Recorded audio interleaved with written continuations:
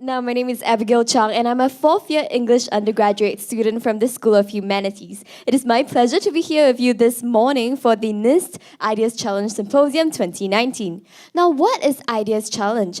Ideas Challenge is a competition that seeks to identify the key issues in a society that is increasingly reliant on AI, understand the basic principles and guidelines required to ensure that AI can fulfill its intended purpose, and develop strategies to enhance the human condition, especially in a densely populated environment like Singapore.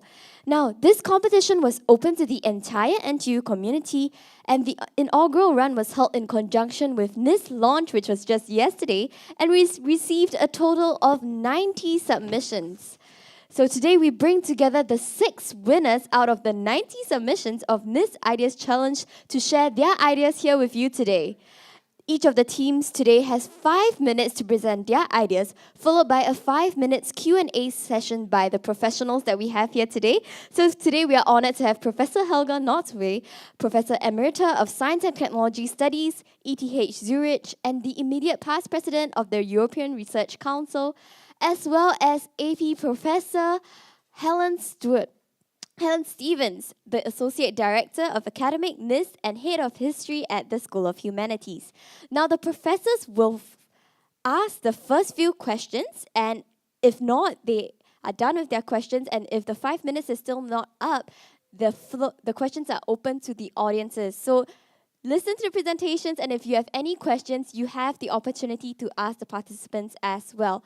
Now, all teams are to strictly keep to the time allocated of 5 minutes, and at the end of all 6 presentations and Q&A sessions, everyone in the audience gets 1 vote. Okay, we will have a voting later on the Slido system, and your vote will determine the popular choice winner of today. So without further ado, let's get started with our first team. Now, our first team is a team of postgraduate students. We have Rochelle Joy Chia from Psychology, School of Social Sciences, Alvin Chan, School of Computer Science and Engineering, Kwa Kai Xiang, Public Policy and Global Affairs, School of Social Sciences, and Wendy Tan, Psychology, School of Social Sciences. Now, their presentation is titled Living with AI, a Smart Nation's Ethical Framework. So let's give a round of applause for the first team.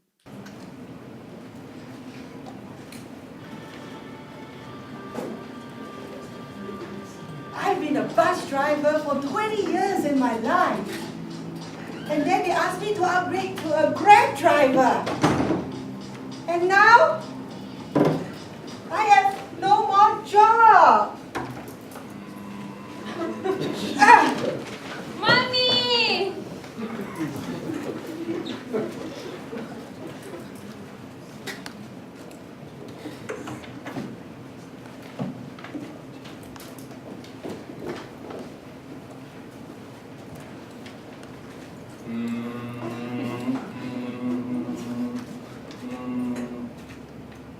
Hi Rochelle, how are you feeling? I lost my mom. My mom lost her job. I hate robots. Why do robots exist? Sorry.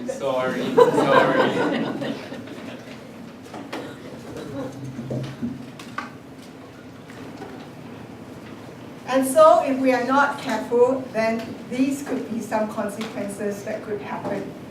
So we want to develop AI with humanity in mind. Right, so from the social economic perspective, there are many stakeholders. We have the winners, the big tech companies. We have the losers, the technologically skilled people. And we also have the consumers, all of us, as well as the government. So if we want to develop AI, then we have to consider all of these stakeholders. Instead of just asking how do we develop AI, we must ask why do we develop AI? We must ask, in developing this AI, how is this going to benefit us, humanity? And how are we going, what are the risks involved, what are the downsides? So as we consider these, and if the downsides and risks are not well taken care of, then perhaps consider postponing it or to abandon it even. So not just let economic interests drive AI, but let human interests drive AI. And the second point is looking at, preempting and also preventive measures.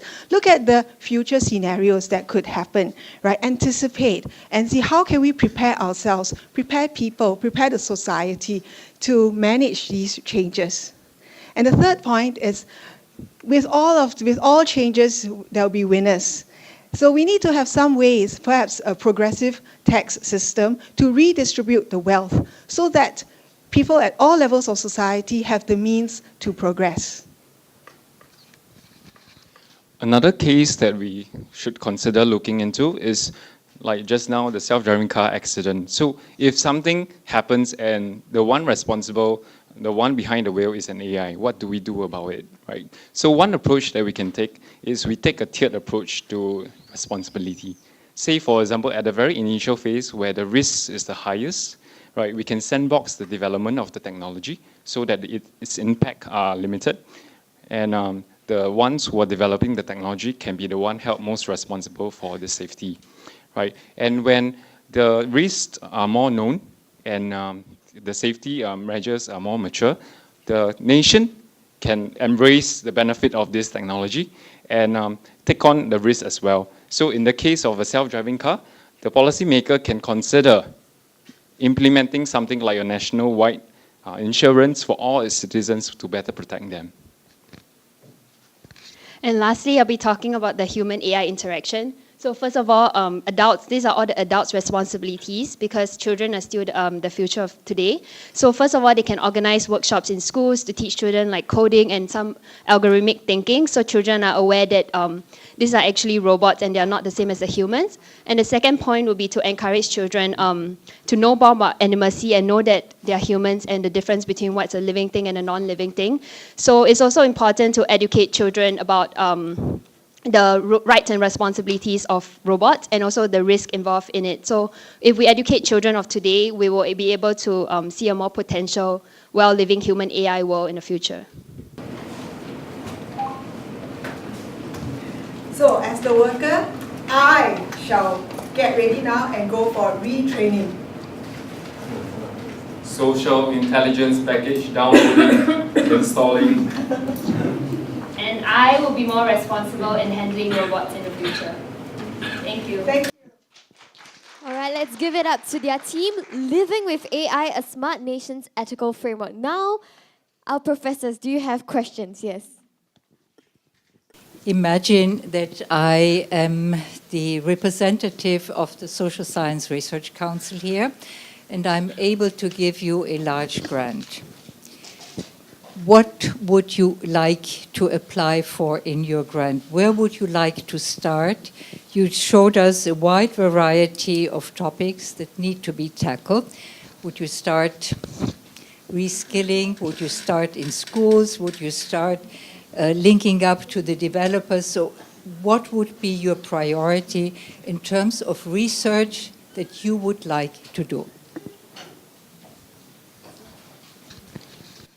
So I think just like the point of having NIST, right, is to bring everyone onto the table and talk about important issues. So I think the first kind of a thing that we do is to get all the stakeholders onto the table as well, if we ever got this grant, right? So we'll include people from the school, the teachers, right, as well as the industry partners who would like to work together with the community. So that is the first thing that we would do, right? And of course, we have to speak to them individually to understand what are their concerns, right? And then address them accordingly.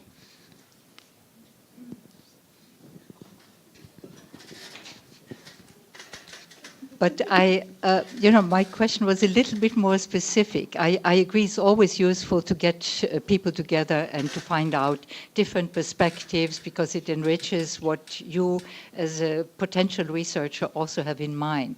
But my question was about research. Have you been thinking about a research project? Because I was offering you a large grant. Sure. Thank you for giving us the grant. And one of the problems is this big divide between the people who know, people who don't know. And the people who don't know, I mean the technological skills, the AI, the big data, we don't know how to jump over to the other side. So if I have a large sum of money, then I want to research and empower people through education, adult learning. How can we help people to make that chasm, to jump over? People who have been maybe trained in humanities, how can we value add? How can we learn this, accelerate our learning in this age where it's the machines that are intelligent, but whether human beings are intelligent is a question. So I want to help, I want to do the research to accelerate adult learning so that people can make that chasm. Thanks for your presentation. So my question perhaps follows up on this a little bit. So one of the things you said, which I really liked, was the idea that you need to bring different voices to the table here and make sure that you get input on AI from, not just people at NTU, but people who are richer people, poorer people, bus drivers, older people, younger people, right? So my question is, how do you think you might go about doing that? How do you really, you can't put everybody in Singapore in one room, right? So how do you make sure that there's input from the widest variety of stakeholders, citizens possible?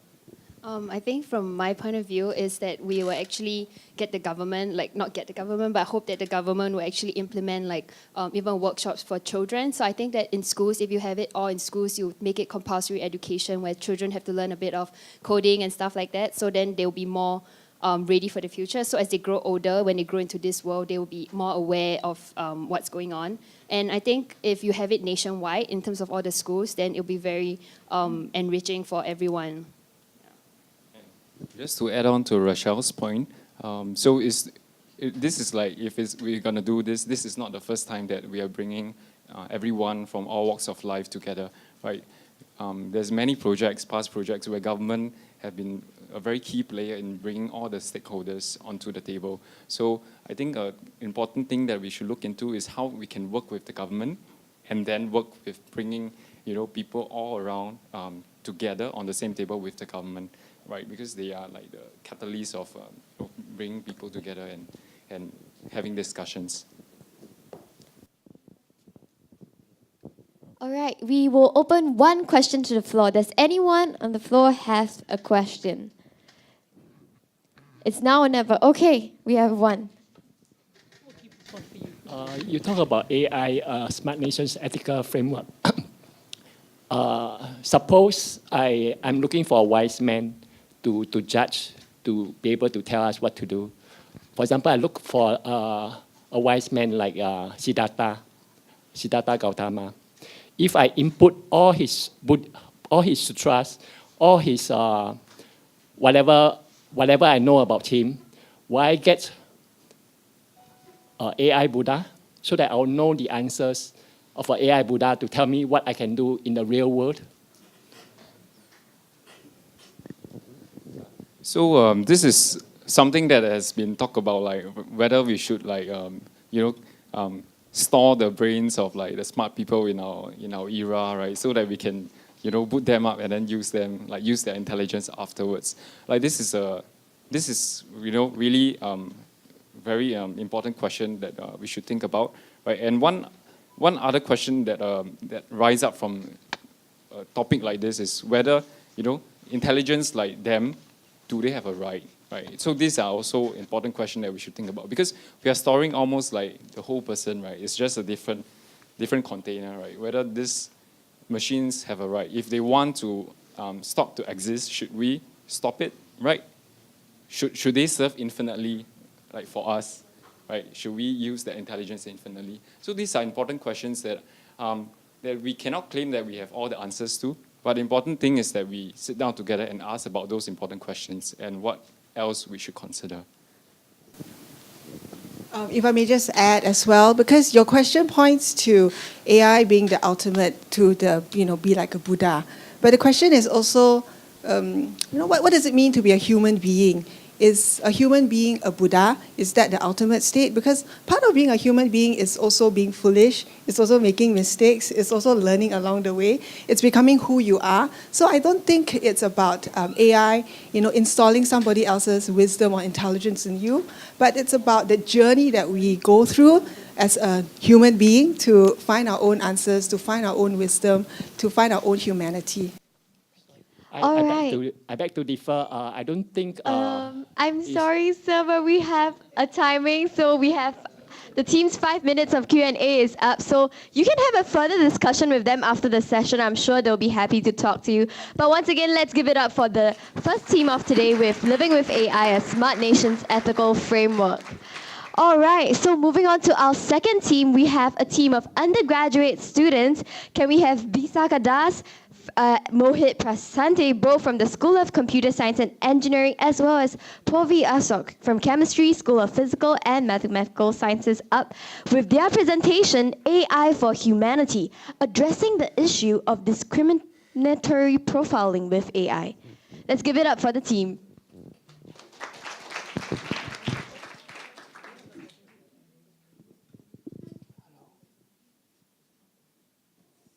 All right, they need some time to set up. So once again, it will be a 5 minutes presentation and strictly kept to 5 minutes Q&A, okay? So try to keep your questions short. I know that you may have a lot of questions or, a lot of components. Choose one important part, the most important part to ask them. And hopefully participants do answer quickly as well, okay? Good morning, ladies and gentlemen. My name is Purvi Ashok, and along with my teammates Mohit Prashant and Vishaka Das, I will be presenting our solution towards addressing the issue of discriminatory profiling with artificial intelligence. Now, I would like to ask a question. How many of you in this room are on social media? Show of hands? A fair few, I would like to believe. Estimates show that 75%, 74.14% of Singapore's population is on social media. As social media gains more prominence in our lives, it has also happened to gain prominence in a very famous and recent controversy, the US election controversy. The US election was actually based on profiles of voters, which was generated using personal data taken from their Facebook accounts. Profiles are a very strong tool, and these were used to then target them to an extensive advertising campaign. The main outcome of this was to sway their votes or basically influence their decision-making process. So the US election controversy was actually a result of something known as predictive analytics. It combines artificial intelligence and statistical techniques to calculate personality and attributes of individuals, generating profiles. These allow entities such as corporations to target individuals based on various demographics such as age, ethnicity, and even political leanings, as we just saw. The main consequence of predictive analytics is the infringement of various civil rights, discrimination being the most important. As the world becomes increasingly reliant on the internet, the predictive analytics becomes a stronger tool for various other civil and political rights of citizens being compromised. Now that predictive analytics has become such a strong issue, there are two existing legal frameworks to control this. GDPR, General Data Protection Regulation introduced in the European Union, and CCPA, California Consumer Privacy Act. They involve a data protection officer, DPO, for the identification of possible malpractice of consumers' data. But as can be seen, these are only legal frameworks and do not solve the problem entirely.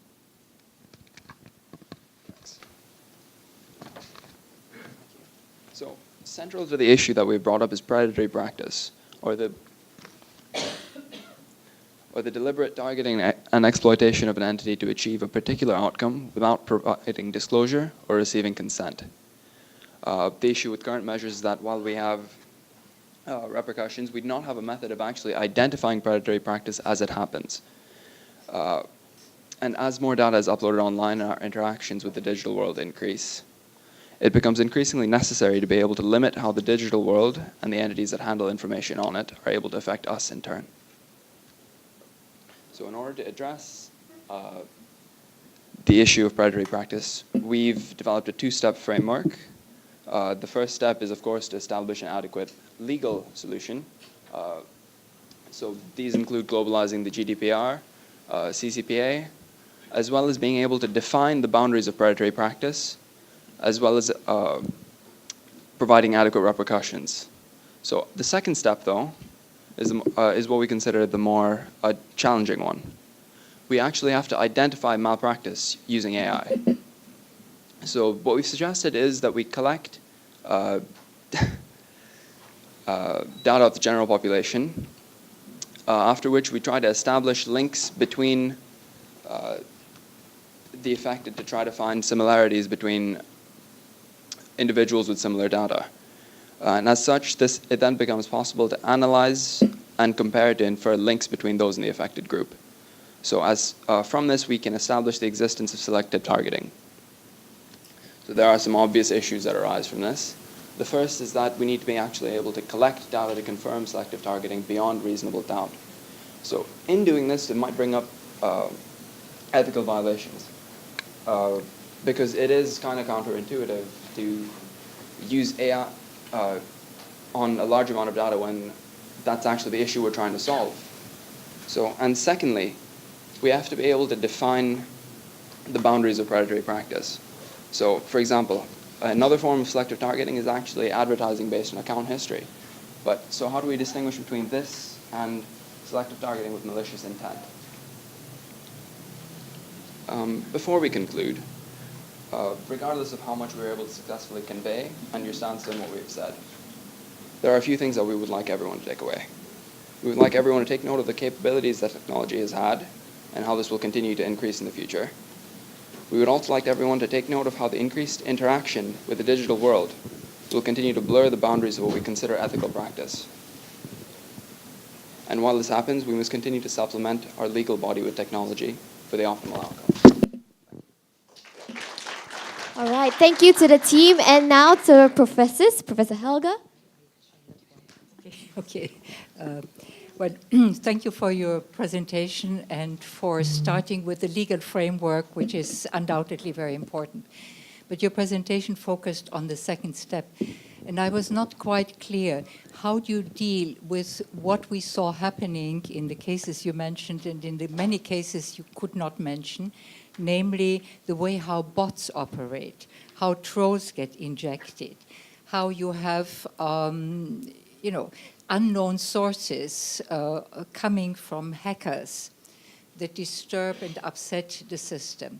You are focusing sort of on the visible legal part, more or less, in order to identify what is not legal in it. But then there's this huge, dark form of misuse of the internet and the social media. How are you going to deal with it? When developing our framework, we actually identified a couple of steps that were necessary. So the first is actually the harvesting of data. So we found that this would actually be very difficult to monitor, and it would, at least on a global scale, it's almost nearly impossible. The second step was the analysis, so actually analyzing the data to arrive at conclusions. This is also hard to monitor as it deals with trying to interfere with the actual processing of information. That's something we can't really do on a large scale. The third step is putting the information to effect. We hope we could target this based on, for example, the use of advertisements in political campaigning. So first, to different demographics, we'd have different advertisements as well as, sorry, one sec. Also, I'd like to mention that you talked about the illegal gain of data and exploitation. We found that when we went through legal framework, there are still some policies in place that are able to catch them out. But why we specifically chose US election controversy was because the gain of data was not entirely illegal, and that's why they couldn't be implicated on those grounds. So we are concentrating more on the profiling of people based on data which is there online. Things that they're getting off their social media accounts or their web history, and illegal methods people are not aware of, but even this people are not aware of, that whatever they post online can actually be used against them, can actually be used to profile them. And this is actually a very, very strong tool. So we were concentrating more on that aspect more than the illegal gain of data.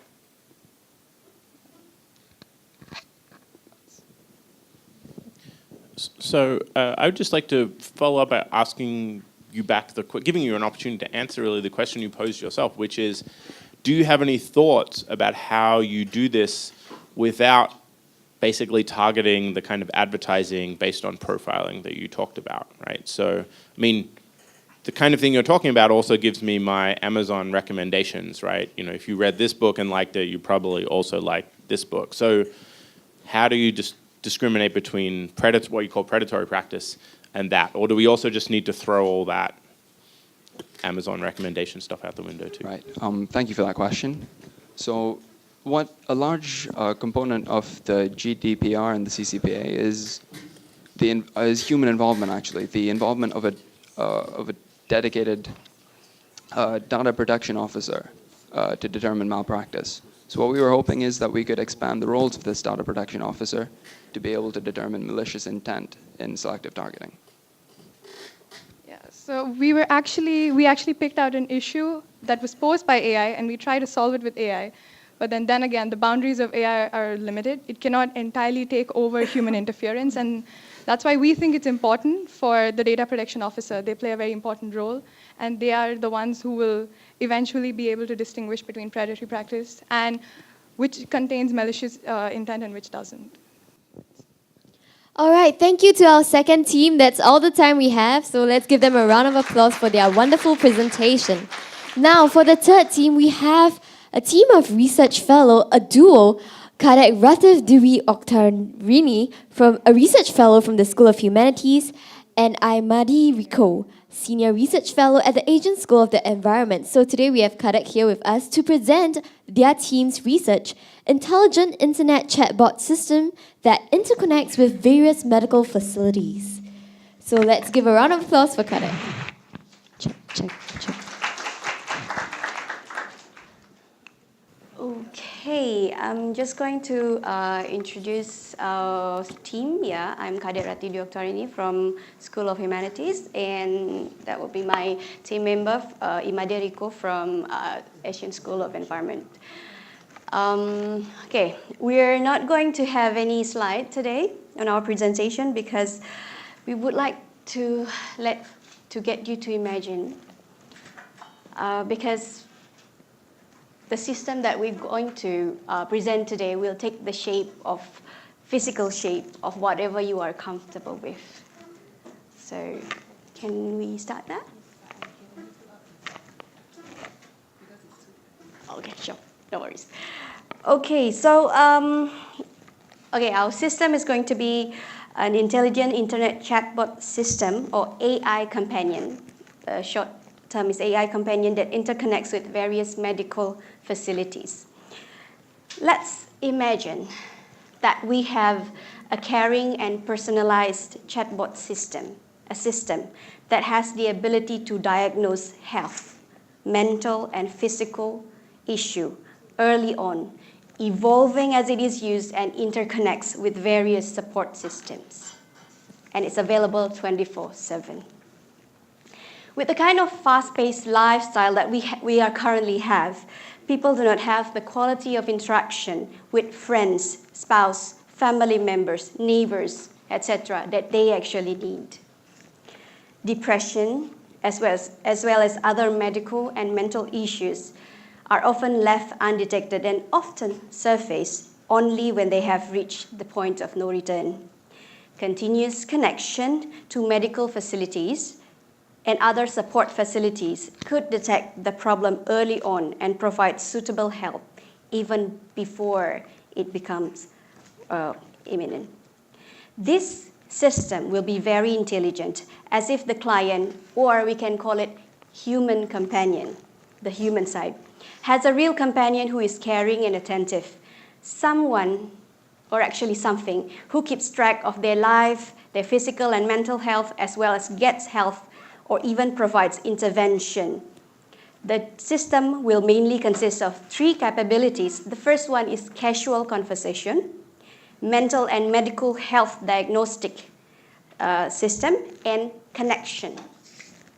The chatbot can learn its human companion's sense of humor, preferences, common sense, and adjust its instructional style accordingly. We believe actually that there has been a sufficient research on casual conversation as well as medical interaction as a starting point for designing this kind of caring and attentive chatbot. The data coming from the interaction between human companion and their AI companion can be made available as anonymous research data to improve the chatbot conversational skills in general. The main objective is to avoid the human companion of the discomfort of the feeling that they are being stalked and continuously assessed, while in fact that is exactly what the system is doing. For the second capability, the chatbot will be equipped with library of medical issues and first line of diagnostic methods, which will be continuously maintained and updated. We are aware that the system which has this kind of capability is in the state of development at the moment, for example, the IBM Watson. One important task of this system is to detect medical issue, especially mental health, as soon as possible and get the patient to seek medical help in the area that they actually need. When some kind of medical issue is detected, the chatbot system will send a medical report to a medical professional for assessment. This is where the third capability or interconnection comes in picture. With the capability as above, the chatbot will give a tremendous contribution in an aging society as well. After seniors are left with limited choices of interaction, the younger family members may not be accessible for them to make contact in the frequency and quality they expect or need. This chatbot or this system may become their human companion, medical support, and personal assistant. Another good thing about this system is that it will also be equipped with conversational persuasion skill. In the case that some kind of medical issue has been detected, the system will go into persuasive mode, getting the human to see medical professional. Some seniors may also have mobility issue. The system can also assist the seniors in searching or booking for correct mobility assistance. The system can be made available as a standalone computer, phone, tablet, software, or application, as well as a part of a bigger home Internet of Things system. It can also be accessible through a website. It can also be made available as an extension to the more established platforms such as Google Assistant, Apple Siri, and Amazon Alexa. People can connect to the chat for various reasons at first, from as light as they are bored, curious, wanting to get shopping or holiday suggestion, or even as serious as when they need someone to talk to in crisis situation. This system will be their caring and emphatic companion who is also very knowledgeable and, better yet, available 24/7. It will indeed lessen the burden of medical facilities as it's capable of identifying medical issue before any urgent attention is needed. This system will need a massive support from various stakeholders and involves multidisciplinary cooperation from various teams of researchers and engineers. It will also be a no small feat to build the system, but its presence will surely change the landscape of our medical support system for better medical support system. Thank you. Thank you. Sorry. Thank you. Okay, now do you have any questions, Professor? Okay, thanks a lot. I have 3 questions. Starting out with the ethical, you asked us to imagine what you are proposing. So I want to start out with the ethical question.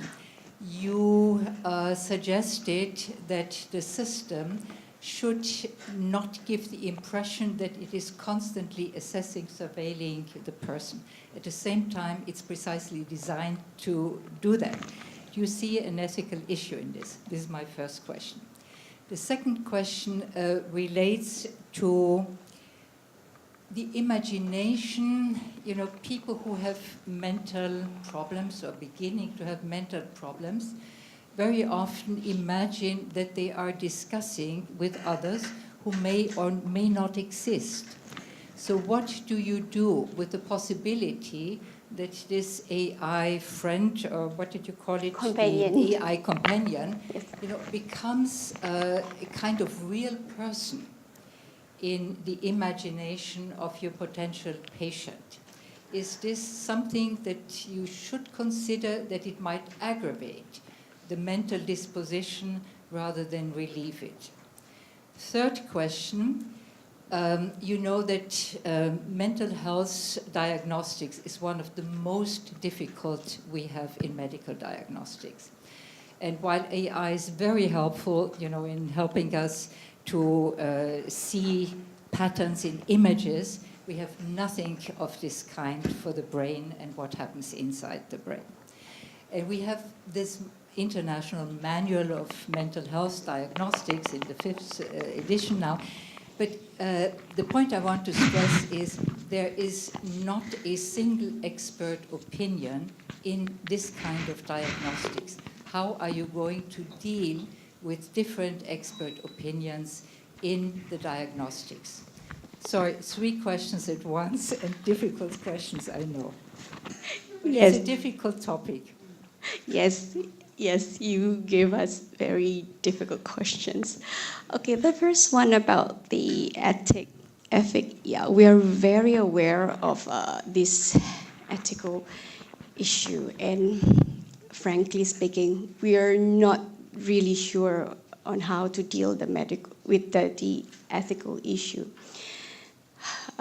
Because sometimes we need to sacrifice some things to get to where we need to go. So yeah, there should be some measures because we also realize that there are so many personal and sensitive data will be shared, because to enable such system, there should be some kind of system in place to access all of the information being exchanged through the system. And there's going to be big issue, because it's not going only to deal with personal interaction, but also with medical data as well. So unfortunately, we can't really provide any good solution here, but we are aware of this big issue there in the system, if that system will come into life. Okay, the second one will be on... What would happen if, your AI companion becomes like a real person in the mind of the client or patient, and it would perhaps aggravate the mental condition instead of relieving it? Okay, frankly speaking, we don't really have any background in psychology or psychiatry to actually tackle that issue. But my background training is in human interaction, conversation analysis. It's enough if you say you will bring a psychiatrist on the board. Thank you for proposing the answer. Yeah, that would be great. Yes, that will be my answer. Thank you very much. Okay, yeah. It's all right if I adopt your answer. That's right. But my third one was, Yes. You don't have agreement among these experts.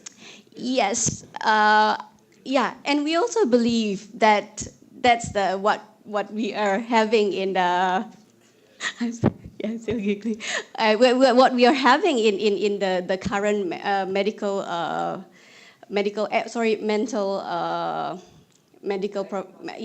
diagnostic system. So the system is being built by human. So then the flaws that we having in the human system will be brought into the AI system, unless we have some kind of way to...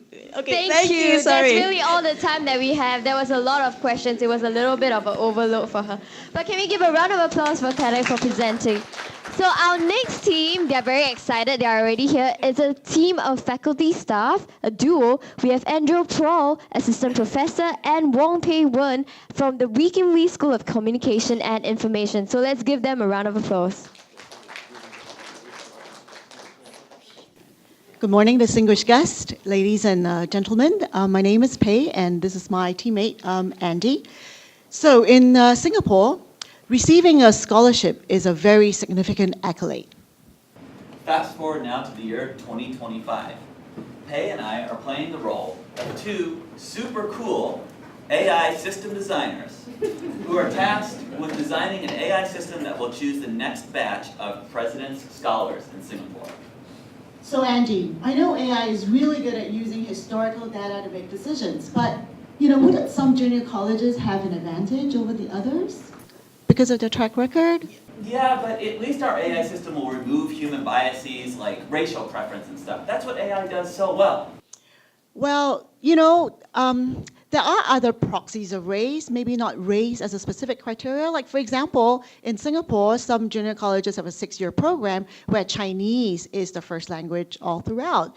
So, some races may be left out, or, they may get CCA points, extracurricular activity points, because they come from a very well-resourced family, and all that would just creep into the system. I guess, but can't we design the system to avoid that?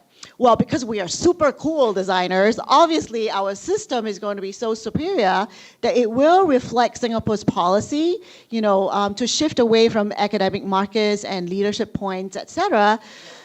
But it's not so simple, right? But what if two candidates were tied and one of them was the first in their family ever to go to university?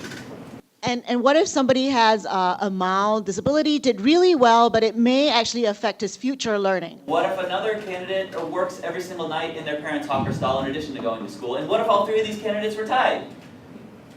Ladies and gentlemen, while the scholarship scenario is not a life-threatening scenario, it is actually something that demonstrates, a scenario that demonstrates, yeah, I'm no longer the very cool designer. It is a scenario that demonstrates that in order for AI to be superior to human decision-making, it also needs to consider ethical thought and reasoning. It also needs to consider moral compass and attitudes, especially in a culturally diverse country like Singapore. You cannot hardwire ethical guidelines, especially norms that will evolve over time. And AI, may not be able to keep up with the moral attitudes as well as these norms. And if left unchecked, it may actually lead to moral ambiguity with unintentional biases and unconscious bias or consequences.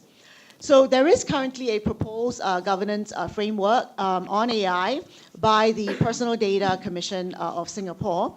And the proposed model framework only asks for organizations to be human-centric, as well as for human capabilities to be amplified with safety and interest of the humans and well-being in mind. Organizations will still have to make their very best guess as to what these norms are, and the general public may or may not consider certain contexts or situations as ethical and accepted. So ultimately, technological advances overlooks the majority of humanity, which is the average person, who will be most affected by the implementation of AI, and leaves the decision in the hands of very few people.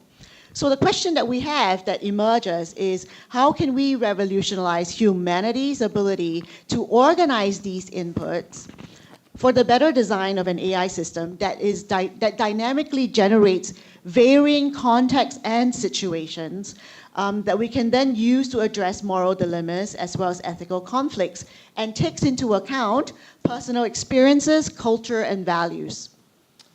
Don't worry, we have a solution to our problem from earlier.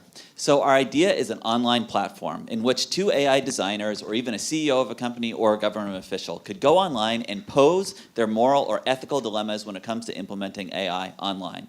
So our two designers could simply go online and say, here is the decision that we would need our AI to make, and then solicit the opinion of the general public. You may remember earlier in this presentation, Professor Hallam-Stevens said, we can't get everyone in Singapore together into the same room, right? So how do we find out what they think is right? This, I think, is the closest we can come. It's essentially leveraging current technology of the internet and cloud-based platforms to figure out exactly what does the general public think is the right decision. We, of course, call our system the firm system. And anybody can use it. It could be an organization who's determining promotions or something. Should it preference somebody who was 3 years from retirement or just graduated 3 years ago? But what if it's a layoff, because we have budget cuts? A layoff instead of, it's tough. But this is our online system that should hopefully allow people to ask these questions to all of you. Thank you. Okay, I have to stop you there. Thank you to Andrew and Kay. So, Professor Helga, questions for their presentation? Okay, 2 short questions because I want to leave time for Helen. So first short question. Yeah. How do you make sure that you get a representative sample from the general public of Singapore to participate? Because otherwise you may have campaigns, you may have people who are more interested in, when it's a candidate for business, you get all kinds of biases through your online platform. That's my first question. The second question relates to whether you have considered something that humanity has been practicing for hundreds and hundreds of years when faced with a decision where you cannot decide really. And that is to turn to chance, to throw the lot and let chance decide whether you go for A or for B. Have you considered this as a possibility? Well, yes, of course. And the thing is that so to answer the second part of the question first. So whenever you would be, let's say you're posing some dilemmas here that you wish to get people's feedback on. Rarely are those dilemmas actually going to reflect exactly what's going to happen in the real world, right? But what you're using this data to do is sort of put some principles into your AI or your machine learning system or whatnot. So in that sense, you're not actually creating a system that is going to reflect an exact real world scenario. So it still, in a way, is left up to chance, but that chance is guided by the preferences of the general public. And then the first part of your question, which was, I know, then it's not really chance, right? However, I think that one of the dreams of implementing AI and whatnot is that we remove this randomness from the world. I think that that's one of the goals people think with new technology. The first part of your question, how to get a representative sample, well, there's a number of online systems such as Amazon's Mechanical Turk that are well versed in how to make sure that you can get quota sampling if people have profiles or whatnot. And a second way to do it is you can always have your test group. When you do test reliability of a scale that you're developing, you actually do go out and you get a representative sample. That's very easy to do in Singapore because you can just walk down HDB flats and hand out surveys. It's a pretty representative sample. And you can make sure that that's reflecting what you're getting online. So those are my 2, hopefully, brief answers to that. Yeah, maybe a very quick follow-up. I just wonder whether you haven't replaced one problem with an even worse problem. I mean, we know that online there's huge amounts of bad behavior, right? Yes. And this is not just people behaving badly, like trolls, but as Helga mentioned before, bots and all kinds of things. So how do you?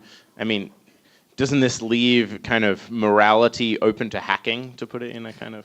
Great question. So Pei and I are part of a trust study group at the Wee Kim Wee School, and actually we spent a lot of time talking about exactly this issue. And her and I kind of approached it from different ways, but the first response is, this system is not meant to be the answer. It's just meant to inform designers. So it's basically just a checks and a balances system, and it gives us some way, just some way of figuring out what does the general public think. So it's not really the end-all behavior. And then the second part of this, which you were talking about, was that there's always kind of this risk, right? Well, you can't prevent somebody from doing evil, but yeah. Basically we were talking. We had the conversation with everybody, which is that every system has risks like this, but you do your best, and that's why you have checks and balances systems. But we feel like the benefits outweigh the costs or potential costs. Yeah, that's fine. Any other questions?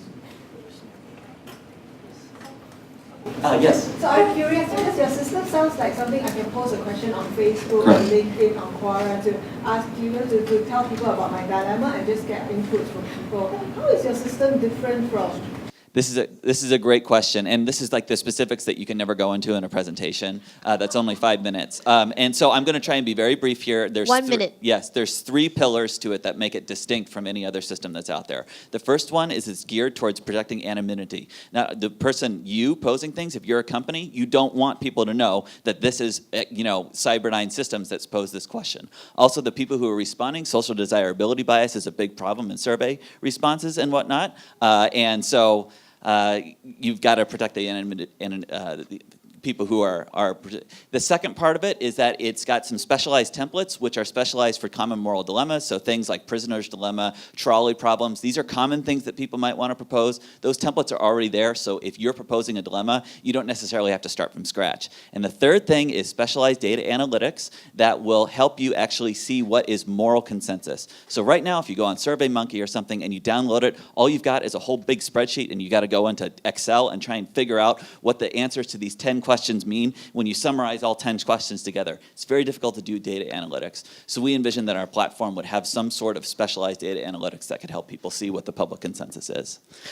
All right, that's all the time we have. Thank you to the team for their presentation titled Solving Moral Ambiguity in the Fourth Industrial Revolution, Building a Firm Platform that Enables a Corresponding Revolution in Ethical Thought and Reasoning. Okay, if you want to vote for them, that's the title. Now, our next presentation is by a group of undergraduate students from the Renaissance Engineering Program. We have Symposium, Arnold To, Sid Hunter, and Lim Xuan Yu, okay, with their title, To Investigate How Severity of Scenarios Affect Human Preferences Towards Rule-Based and Randomized Automated Decisions, okay? So team, once again, you have 5 minutes. I'm going to cut you off when the timer hits 0, okay, because we're running a bit late here. And same for Q&A, 5 minutes.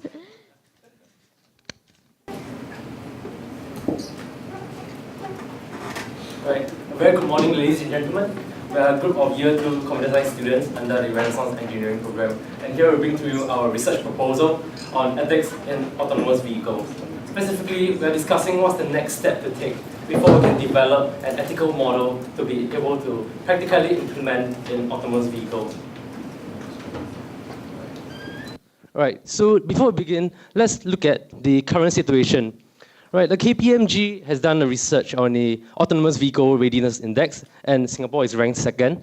And we are judged based on 4 pillars: policy and legislation, technology, infrastructure, as well as consumer acceptance.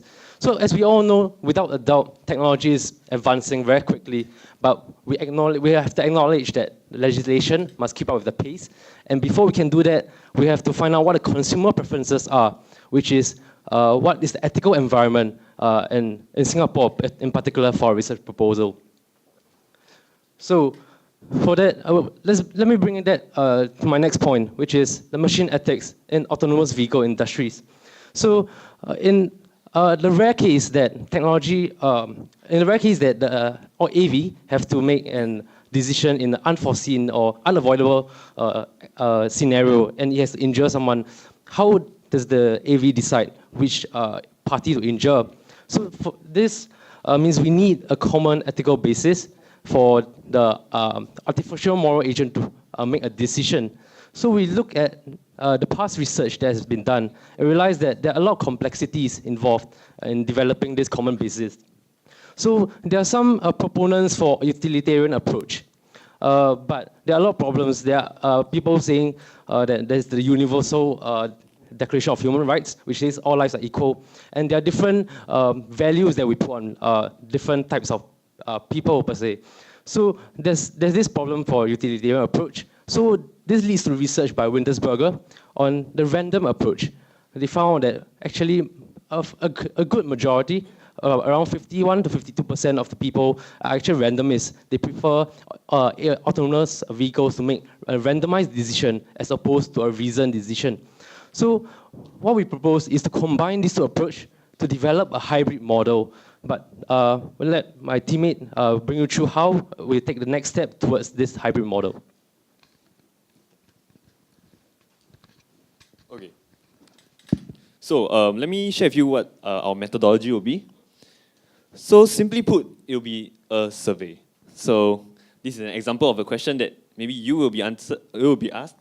So, a autonomous vehicle have to choose between 2 adults or 1 child. Who would it hit? Okay. So of course you can choose who you want to save, and then maybe some of us would prefer like a random decision in this case. I don't know whether it should hit the 2 adults or the 1 child. I think a random decision would be fair. But what if the scenario changes? Okay, what if it's 10 adults and 1 child?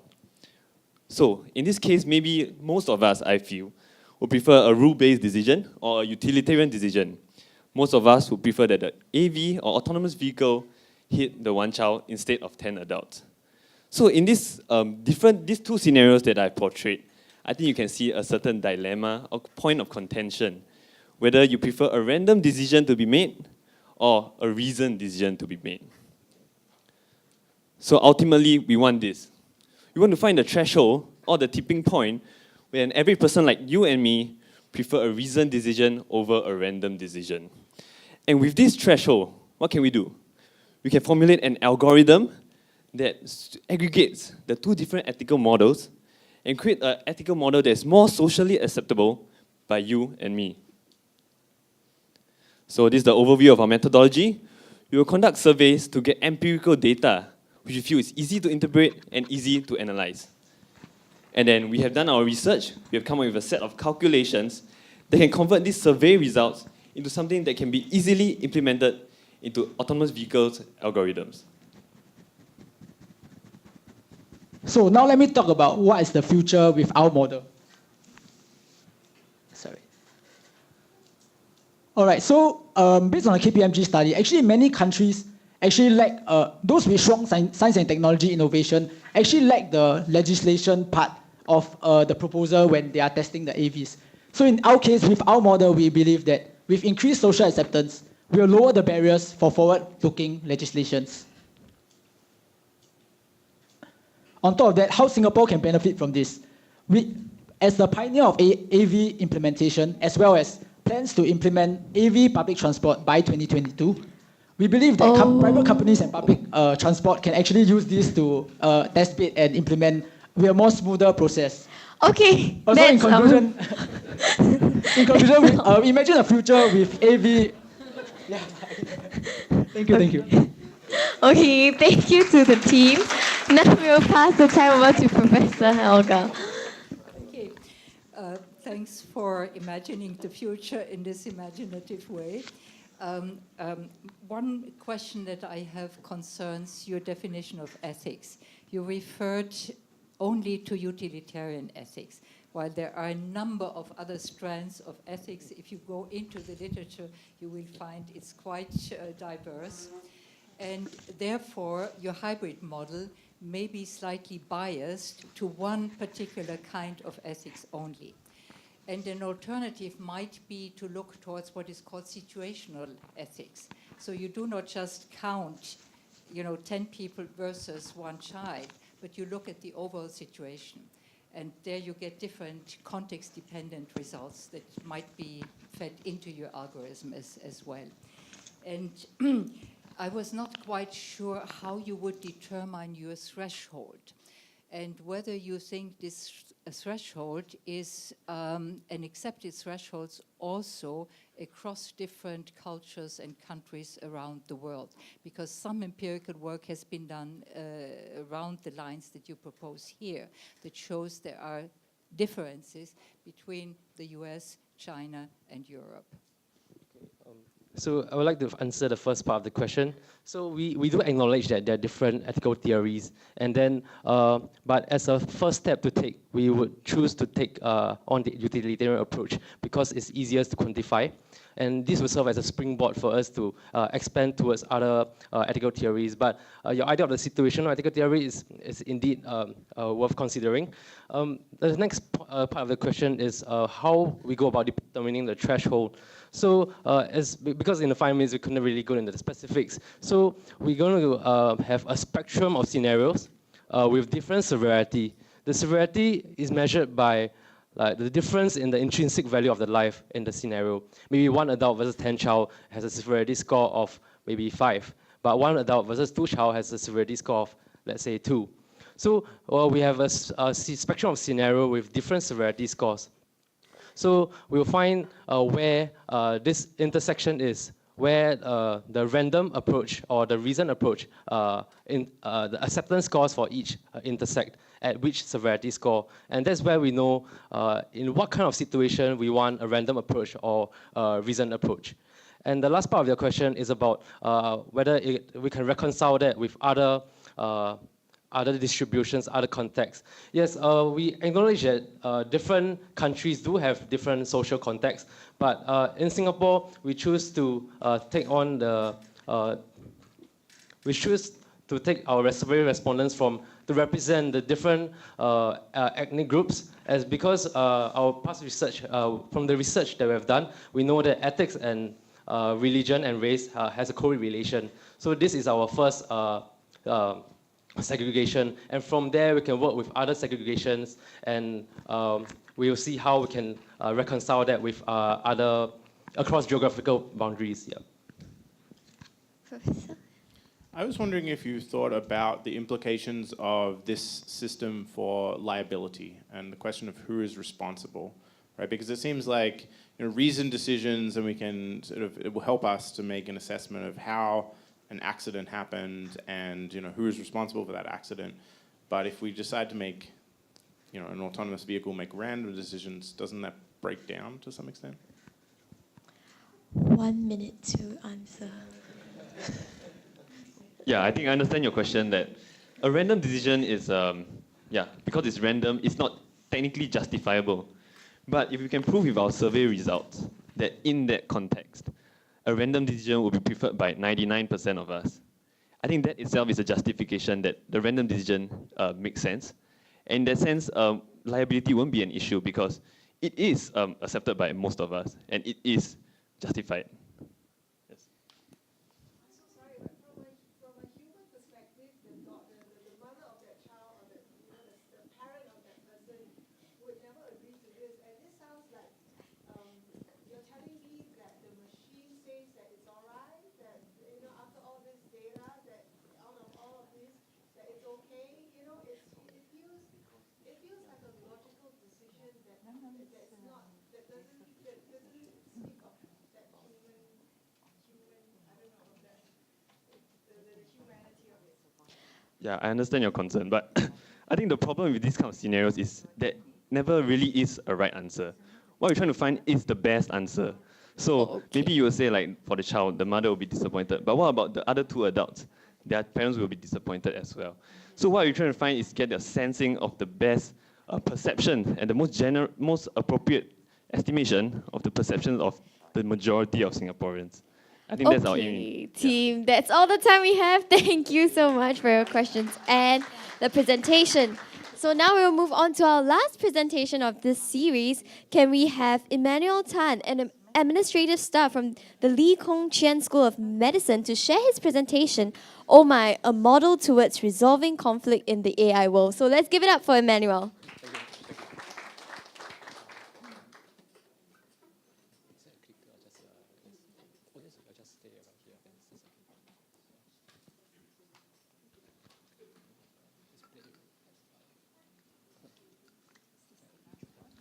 A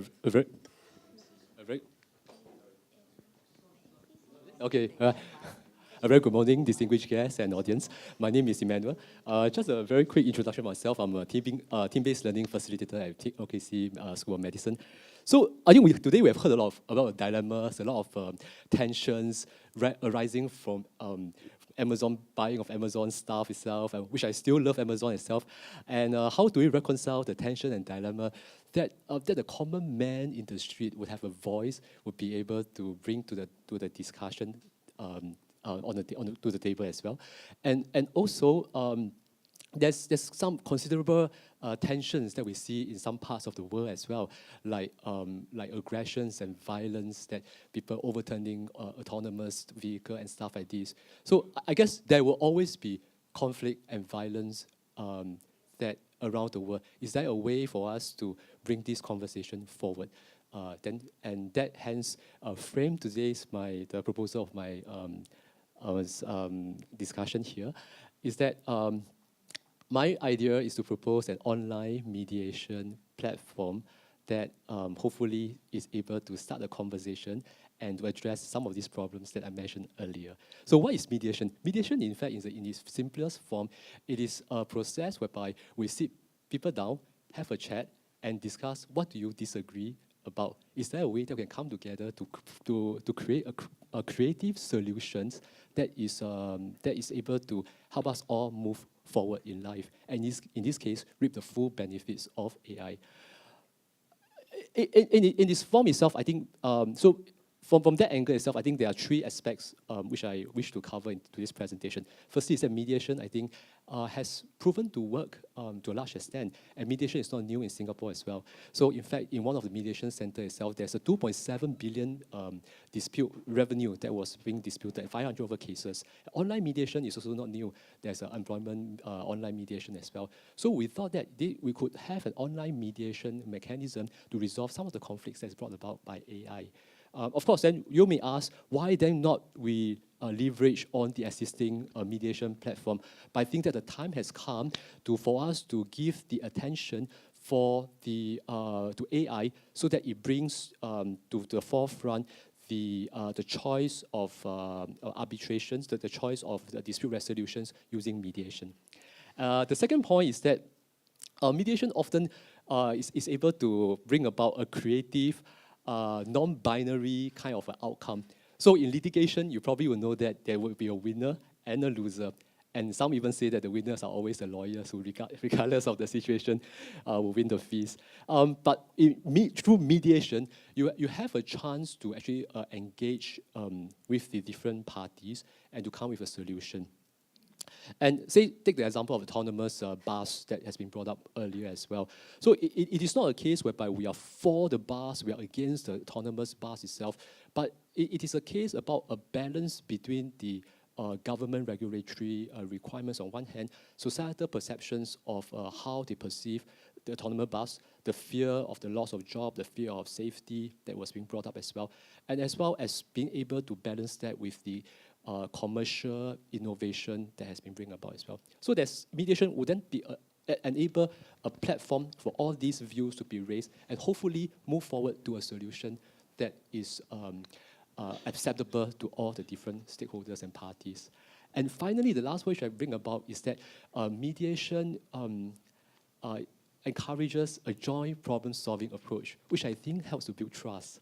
And I think trust is something which is a very nascent stage in the AI world itself. And we can see that a lot of times when we see about the aggression or sometimes the violence that was being, that some people have towards the AI innovations itself, there are certain frustrations. And I think mediation as a platform will enable them to vent these frustrations through the platform itself.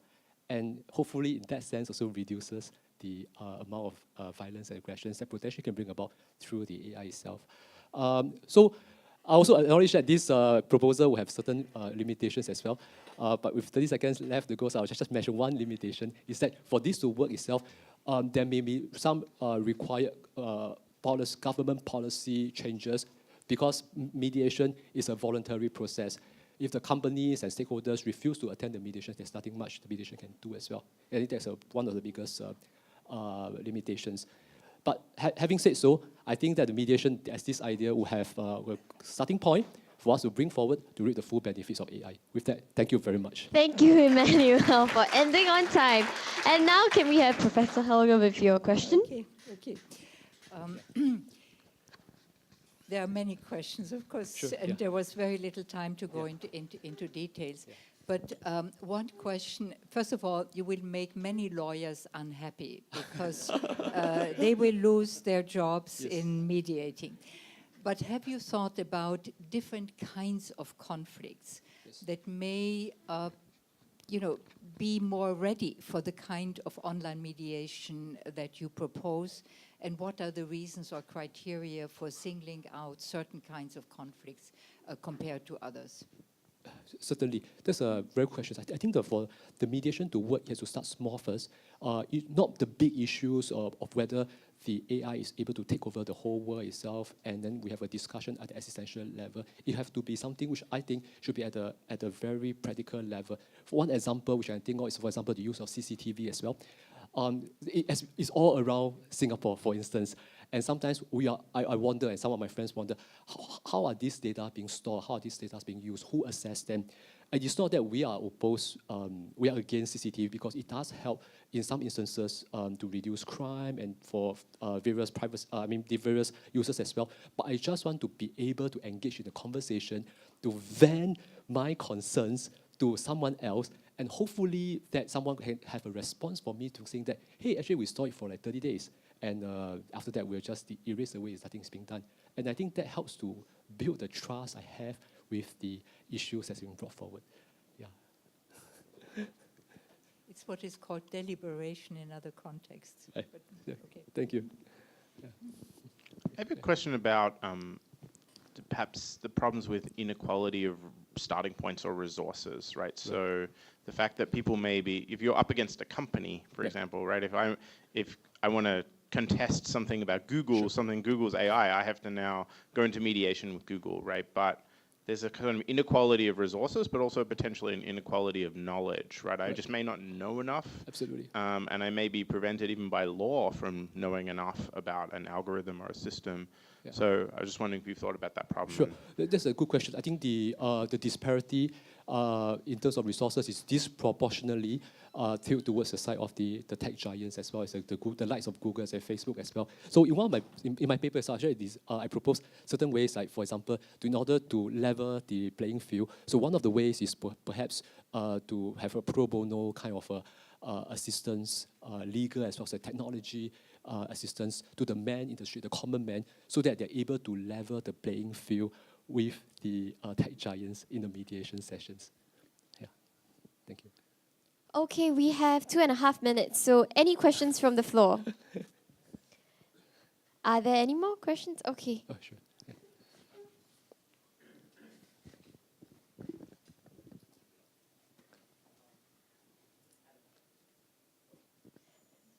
Hi. I just wondering how this system actually interact with the user. Is it in the form of a verbal conversation, or is it in terms of writing, or so it will be the system act as a lawyer, or what was the authority that the system will have? So the system will be a neutral platform, whereby it is not owned.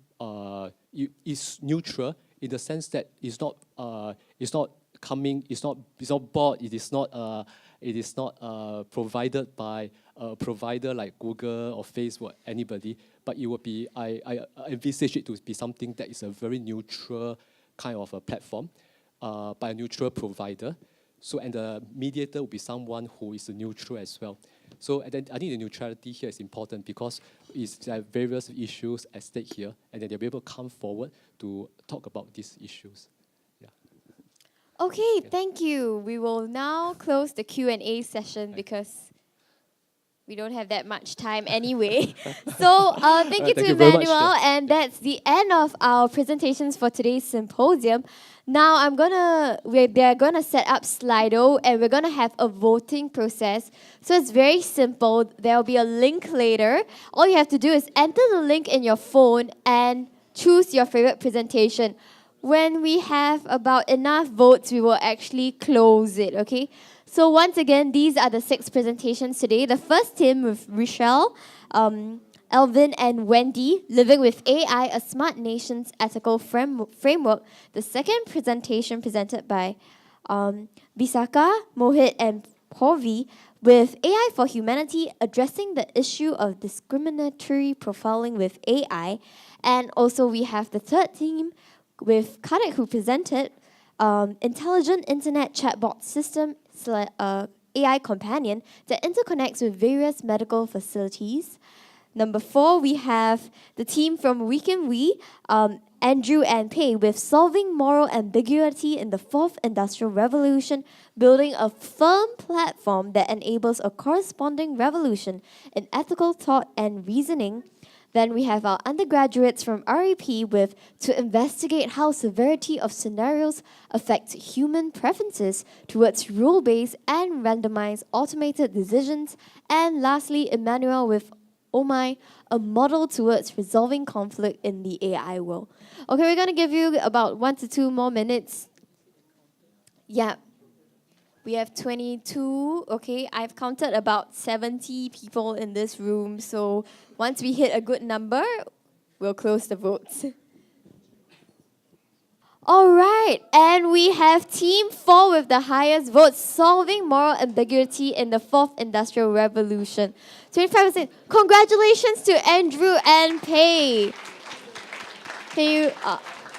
all right, can we also now invite Professor Vanessa Evers, the Director Designate of NISTH, to actually present the award to them. So we have this lovely trophy here for the team.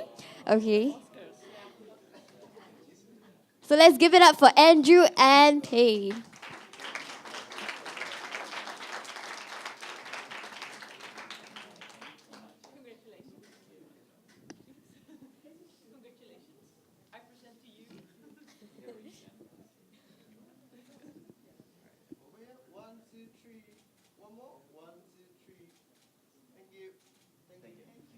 All right, thank you to Professor Evers and thank you to the team as well. Now, thank you to all our teams who have presented today. You have definitely done a good job to actually be the top 6 of 90 submissions, so applaud yourselves for that.